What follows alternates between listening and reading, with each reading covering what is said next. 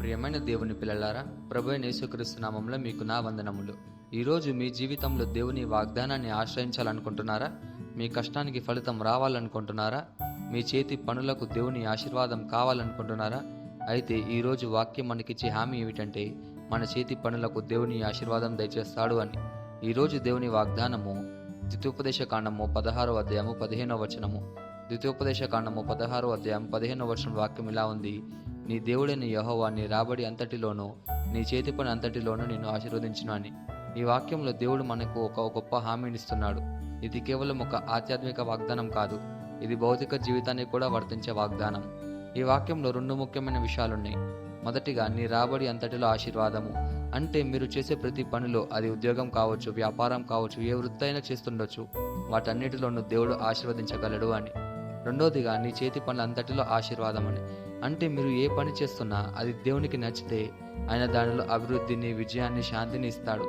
మనం ఆయన మార్గంలో నడిచినప్పుడు ఈ వాగ్దానం మన జీవితంలో సాకారమవుతుంది. దీనికి ఒక గొప్ప ఉదాహరణ యోసేపు తన సొంత సహోదరుల చేతులు వేధింపుల పాలయ్యాడు, బానిసగా అమ్మబడ్డాడు. అయినా అతని జీవితంలో దేవుడు ఈ వాగ్దానాన్ని సాక్షాత్కారం చేశాడు.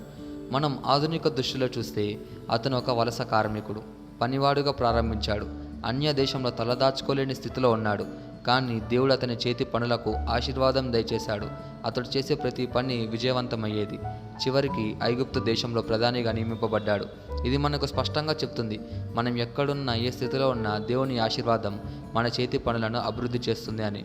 ఈ వాగ్దానాన్ని అనుభవించాలంటే మనం కొన్ని విషయాలలో జాగ్రత్త వహించాలి. మొదటిగా, విశ్వాసంతో ఉండాలి. దేవుడు మన కష్టాన్ని గమనిస్తాడు. మీరు చేయుచున్న పని నిస్సాయంగా కనిపించవచ్చు, అయినా దానిలో ఆశీర్వాదాన్ని కలగజేస్తాడు అనే విశ్వాసంతో ఉండాలి. రెండోదిగా, దేవునికి మొదటి స్థానం ఇవ్వాలి. ప్రతి పని ప్రారంభంలో దేవుని ఆశీర్వాదాన్ని కోరాలి. ప్రతి నిర్ణయానికి ముందు ప్రార్థన చేయాలి. మూడోదిగా, నిజాయితీతో ఉండాలి. ఆయన మన పనిని చూస్తున్నాడు. భౌతికంగా, ఆత్మీయంగా మనం నిజాయితీగా ఉంటే దేవుడు దానిని గౌరవిస్తాడు.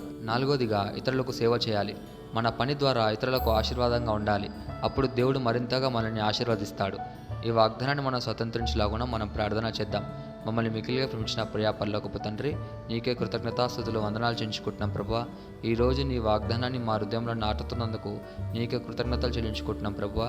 నీ మా రాబడిలోనూ, మా శ్రమలోనూ, మా ప్రయత్నాల్లోనూ ఆశీర్వాదం ఇస్తానని వాగ్దానం చేశావు. ఈ వాగ్దానం మా జీవితంలో నిత్యంగా నిజమయ్యేలా చేయము ప్రభువా.